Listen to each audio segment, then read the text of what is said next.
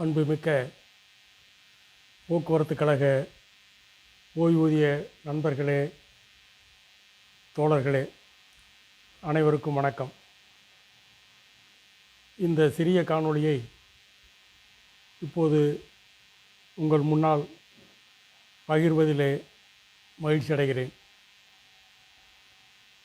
நம்முடைய டிஏ உயர்வு வழக்கு, அரசாணை 142 எதிர்த்த அவமதிப்பு வழக்கு பல்வேறு நிலைகளை கடந்து, பல்வேறு விசாரணைகளை கடந்து 2026 ஜனவரி மாதம் முதல் பணியாளர்களுக்கு இணையான டிஏ உயர்வை பெற்று வருகிறோம். 2026 ஜனவரி மாதத்திற்கு பிறகு உயர்ந்த 5% மற்றும் 2% உயர்வையும் 5/6/2026 பென்ஷனிலே அந்த உயர்வையும் பெற்று பணியாளர்களுக்கு இணையான அந்த அகவலைப்படி உயர்வு என்ற அந்த நிலையை எட்டி நடைமுறைக்கு வந்துள்ளது. இந்த காணொளியின் நோக்கம், அகவலைப்படி உயர்வை பெற்றுவிட்டோம், டிஏ உயர்வை பெற்றுவிட்டோம். 2016 ஆண்டு ஜனவரி மாதம் முதல் 2025 டிசம்பர் வரை, 2026 ஜனவரியில் இருந்து 2026 ஏப்ரல் மாதம் வரையான 123 மாத காலத்திற்கான டிஏ நிலுவை சம்பந்தமான நடவடிக்கை என்பது நம்முடைய அவமதிப்பு வழக்கிலே தொடர்ந்து கொண்டிருக்கிறது. நம்முடைய அவமதிப்பு வழக்கு 240/2025 மதுரை உயர்நீதிமன்றத்திற்கு மாற்றப்பட்டு 3 விசாரணைகள் நடந்திருக்கிறது. கடந்த 22/6/2026 அன்று நடைபெற்ற விசாரணையில் முக்கியமான அம்சங்களை பற்றி வாட்ஸ்அப்பிலே நாம் பதிவிட்டிருந்தோம். ஏற்கனவே சொன்னதைப் போல, புதிய அரசாங்கம், புதிதாக அரசு வழக்கறிஞர்கள் பதவியேற்ற பிறகு நடைபெறுகின்ற 2வது விசாரணை. கடந்த விசாரணைகளில், கடந்த காலங்களில் இருந்த அரசாங்கத்தினுடைய நிலைப்பாடு என்பது தற்போது சற்று மாற்றம் கண்டிருப்பதாக தெரிய வருகிறது. நடவடிக்கைகளில் இருந்து அதை நம்மால் புரிந்து கொள்ள முடிகிறது. 2026 பிப்ரவரி மாதம் அரசு தரப்பிலே தாக்கல் செய்யப்பட்ட அபிடவிட்டிலே அரியர் என்பது கொடுக்கப்பட வேண்டியது இல்லை, உத்தரவிலே இல்லை என்ற அந்த பிரமாண பத்திரத்தை தாக்கல் செய்தார்கள்.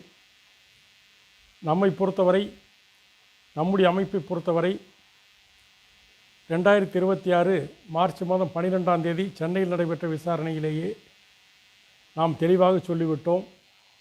ரேவாவினுடைய வழக்கிலே டிஏ அரியர் என்பது கொடுக்க வேண்டும் என்று இருக்கிறது, ரேவாவினுடைய பிரேயரிலும் இருக்கிறது. அதை எதிர்த்த அவமதிப்பு வழக்கு தான் தற்போது நடந்து கொண்டிருக்கிறது என்ற வாதத்தை முன்வைத்தோம்.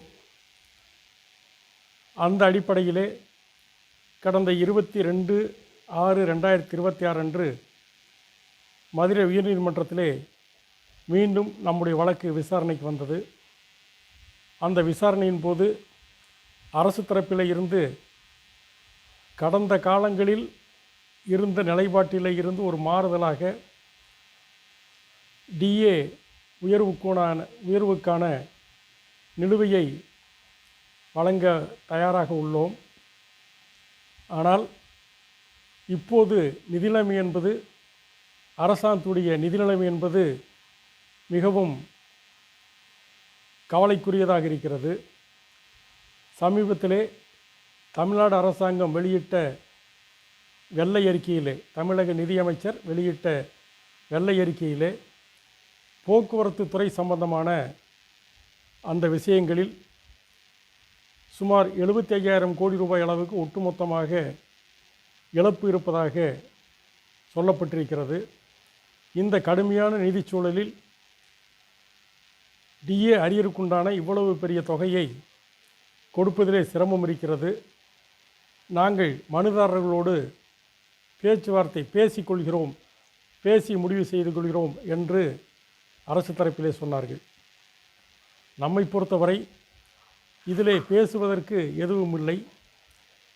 இது ஒன்றும் பேச்சுவார்த்தையின் மூலமாக குறைப்பதற்கோ கூட்டுவதற்கான வாய்ப்புகள் என்பது இல்லை. டிஏ அரியர் என்பதை கொடுத்துத்தான் ஆக வேண்டும். ஏனென்று சொன்னால் டிஏ அரியர் என்பது ஏற்கனவே தீர்ப்புகளிலே சொல்லப்பட்டிருக்கிற 20A போக்குவரத்து கழக ஓய்வூதிய நம்பக விதி 20A டிஏ உயர்வு சம்பந்தமாக சொல்லுகின்ற போது அடிப்படை பென்ஷனோடு கூடுதலாக அகவலைப்படி இணைத்து வழங்கப்படும் என்று இருப்பதன் காரணமாக ஓய்வூதியத்திலே அந்த டிஏ உயர்வு என்பது வழங்கப்பட்டிருக்க வேண்டும். 120 மாத காலமாக வழங்காதற்குண்டான அந்த விஷயம் என்பதை ஏற்றுக்கொள்ள முடியாது. ஆகவே வழங்கியே தீர வேண்டும். பேசுவதற்கு எந்த முகாந்திரமும் இல்லை. ஏனென்றால் பேசுவதையெல்லாம் நீதிமன்ற விசாரணைகளிலே, வழக்கு விசாரணைகளிலே நாம் பேசிவிட்டோம், சொல்லியிருக்கிறோம் என்ற நம்முடைய கருத்தை ஆணித்தரமாக எடுத்து வைத்தோம். குறிப்பாக நமது தரப்பிலே ஆஜரான சீனியர் கவுன்சில் ரவீந்திரன் அவர்கள் சென்னையிலே இருந்து காணொளி மூலமாக அந்த விசாரணையிலே ஆஜரானார், வாதம் செய்தார். நம் தரப்பினுடைய வாதங்களை சொன்னதோடு ஒரு 18 பக்கத்திற்குண்டான பிரமாண பத்திரத்தை டிஏ அரியரை கொடுக்க வேண்டும், ஏன் கொடுக்க வேண்டும் என்பது சம்பந்தமான அந்த பிரமாண பத்திரத்தையும் அபிடவிட்டையும் தாக்கல் செய்திருக்கிறோம். அதை அடிப்படையிலே அரசு தரப்பில் இருந்து மீண்டும் ஒரு கோரிக்கை வைத்தார்கள் நீதிமன்றத்திலே. நாங்கள் கொடுத்து விடுகிறோம், எப்படி கொடுப்பது என்பது சம்பந்தமாக அரசாங்கத்துடன் கலந்து பேசி வந்து சொல்ல வேண்டியிருப்பதனால் 4 வார காலம் அவகாசம் கேட்டார்கள். நம்முடைய தரப்பில் இருந்து அவகாசம் கொடுப்பதிலே ஆட்சேபனை இல்லை. ஆனால் அடுத்த அவகாசத்தில் வருகின்ற போது ஒரு டிஏ நிலுவை வழங்குவது சம்பந்தமான ஒரு திட்டத்தோடு, ஒரு நல்ல திட்டத்தோடு அடுத்த விசாரணைக்கு வர வேண்டும் என்பதை பதிவு செய்ய வேண்டும் என்று நீதியரசரிடம் கேட்டுக்கொண்டோம். அதை அடுத்து அதை ஏற்றுக்கொண்ட நீதியரசர் அவர்கள் அடுத்த விசாரணைக்கு வருகின்ற போது எப்படி கொடுப்பீர்கள், எப்போது கொடுப்பீர்கள் என்ற விவரத்தோடு சிறந்த திட்டத்தோடு வர வேண்டும் என்று சொல்லி 27/7/2026 தேதிக்கு விசாரணை ஒத்திவைக்கப்பட்டிருக்கிறது. அரசாங்கத்தை பொறுத்தவரை என்ன நிலைப்பாடு எடுப்பார்கள் என்பது 27ஆம் தேதி தான் தெரிய வரும். அது எப்படி இருந்தாலும் அந்த நிலைப்பாடு என்பது நமக்கு சாதகமாக நாம் ஏற்றுக்கொள்ளத்தக்கதாக இருந்தால் ஏற்றுக்கொள்வோம். இல்லை என்று சொன்னால் தொடர்ந்து நம்முடைய விசாரணையை தொடர்ந்து நடத்தி முழுமையான டிஏ அரியரை பெறுவதற்கு தேவையான நடவடிக்கைகளை நம்முடைய அமைப்பு எடுக்கும். அதற்குண்டான ஏற்பாடுகளை நமது வழக்கறிஞர் மூலமாக செய்து கொண்டிருக்கிறோம் என்பதை இந்த நேரத்தில் சொல்லிக்கொண்டு, அடுத்து நடக்கின்ற 27/7/2026 அன்று நடக்கின்ற அந்த விசாரணையிலே அரசினுடைய நிலைப்பாட்டை பொறுத்து நாம் அடுத்த நடவடிக்கைக்கு தயாராக இருக்கிறோம் என்பதை தெரிவித்துக் கொள்கிறோம். இதோடு கூடுதலாக தற்போது தமிழ்நாடு அரசாங்கம் 24/6/2026 அன்று காப்பீடு திட்டம் சம்பந்தமான, மருத்துவ காப்பீடு சம்பந்தமான ஒரு அரசாணையை வெளியிட்டிருக்கின்றார்கள். அந்த அரசாணையிலே 1/7/2026 இருந்து 4 ஆண்டு காலத்திற்கு நடைமுறையில் இருப்பதான அந்த அரசாணையில்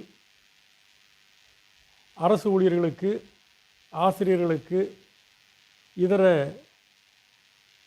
துறை ஊழியர்களுக்கு, ஓய்வூதியர்களுக்கு, அந்த மருத்துவ காப்பீடு திட்டம் பொருந்தும் என்று சொல்லி அதற்குண்டான அட்டவணைகளை, எத்தனை சிகிச்சைகள், எந்தெந்த மருத்துவமனைகள் என்பது உள்ளிட்டு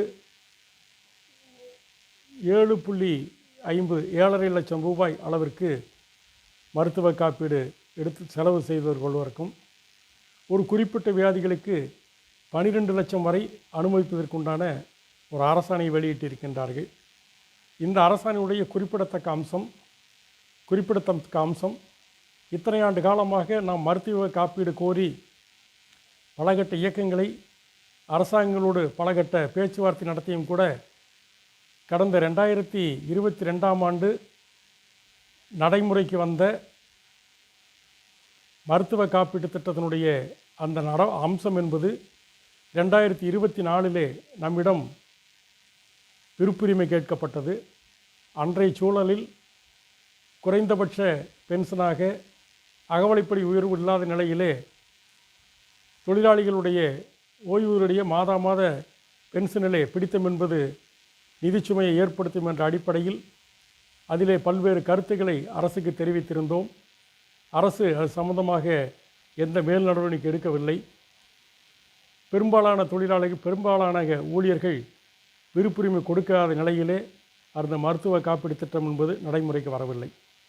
இப்போது இந்த அரசாணையிலே தெளிவாக சொல்லியிருக்கின்றார்கள்.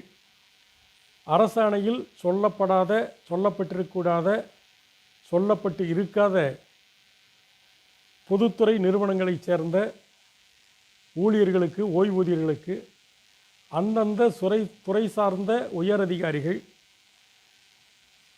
சம்பந்தப்பட்ட இன்சூரன்ஸ் கம்பெனியோடு, காப்பீட்டு கம்பெனியோடு பேசி அவர்கள் மாதாந்திர பிரீமியம் தொகை செலுத்துவது சம்பந்தமான அந்த திட்டத்தில் இணைத்துக் கொள்வதற்குண்டான நடவடிக்கைகளை அந்தந்த துறையினுடைய உயரதிகாரிகள் எடுக்கலாம் என்ற ஒரு சரத்தும் அந்த அரசாணையில் இருப்பதன் காரணமாக அதை குறிப்பிட்டு நம்முடைய அமைப்பின் சார்பில் 27/6/2026 அன்று மாண்புமிகு முதலமைச்சர் அவர்களுக்கும், போக்குவரத்துறை அமைச்சர் அவர்களுக்கும், சுகாதாரத்துறை அமைச்சர் அவர்களுக்கும், போக்குவரத்துறை செயலாளர், சுகாதாரத்துறை செயலாளர், போக்குவரத்து கழக ஓய்வூதிய